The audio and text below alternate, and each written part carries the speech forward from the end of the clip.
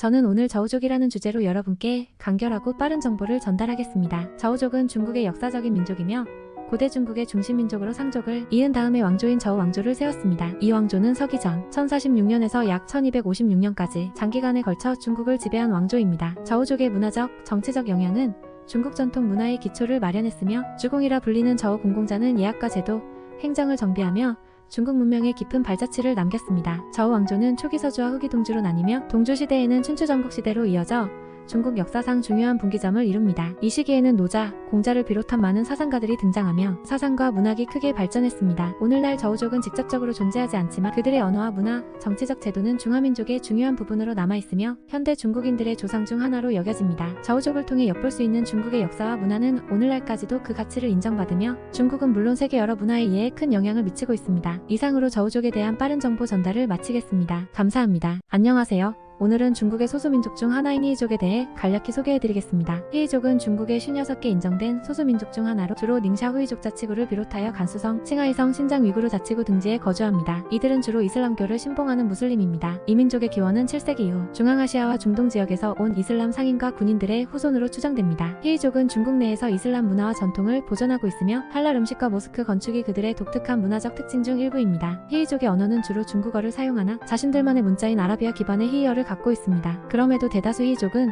중국어를 일상적으로 사용하는 추세에 있습니다. 경제적으로 히이족은 농업, 축산업, 그리고 무역에서 중요한 역할을 합니다. 최근에는 다양한 경제개발 프로그램으로 삶의 질을 향상시켜 나가고 있습니다. 히이족에 대해서는 깊이 있는 연구와 이해가 계속 진행되고 있으며 중국의 다문화 사회 속에서 중요한 역할을 하고 있습니다. 안녕하세요. 오늘은 중국 남서부에 살고 있는 소수민족인 미스족에 대해 알아봅니다.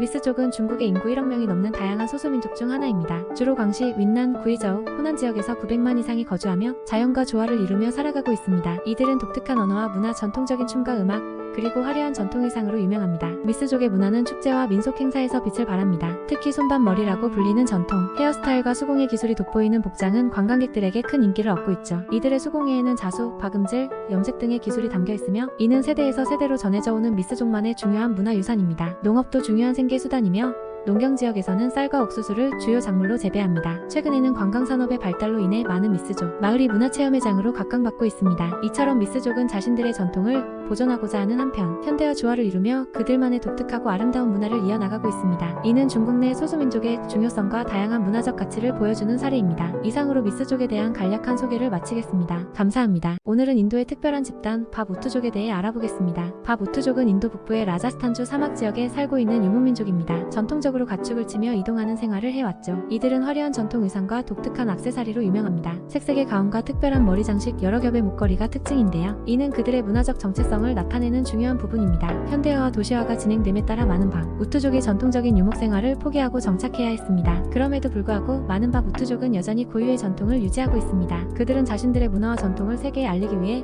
문화축제와 타지역, 사회활동에 적극 참여하고 있습니다. 이러한 활동을 통해 바우투족의 문화는 계속해서 살아 숨쉴 수 있습니다. 여러분, 바우투족의 이야기는 인류 문화 다양성의 중요성을 상기시켜줍니다. 이들의 문화가 후대에도 계속 이어져 나갈 수 있기를 바랍니다. 오늘의 지식 여행은 여기까지입니다. 간단하고 명료한 정보 전달이었기를 희망합니다. 다음 시간에 뵙겠습니다. 좋은 하루 되세요. 아케족에 대해 알아보겠습니다. 아케족은 인도네시아 수마트라 섬북부의 아체 지방에 거주하는 민족입니다. 인구는 약 400만 명이며 대부분은 아체어를 사용합니다. 이들의 사회는 농업과 어업을 중심으로 발달해왔으며 아체 지역은 역사적으로 교역의 중심지였습니다. 아케족은 전통적으로 이슬람교를 민족 정체성의 핵심으로 여기며 인도네시아에서는 아체가 가장 엄격한 이슬람법을 실천하는 곳으로 알려져 있습니다. 2004년 아케족은 인도양 대지진과 쓰나미로 수많은 희생을 경험했습니다. 이제에는 국제적인 관심을 끌었고 아케족에 대한 인도적 지원이 이어졌습니다. 또한 이 사건을 계기로 길고 지속되었던 아체 반군과 인도네시아 정부 간의 분쟁이 평화협정으로 마무리되었습니다. 오늘날 아체는 자치권을 가지고 있으며 아케족은 자신들의 문화와 전통, 법률을 지키면서도 국가의 일원으로서 새롭게 발전하는 모습을 보여주고 있습니다. 아케족의 풍부한 문화와 전통,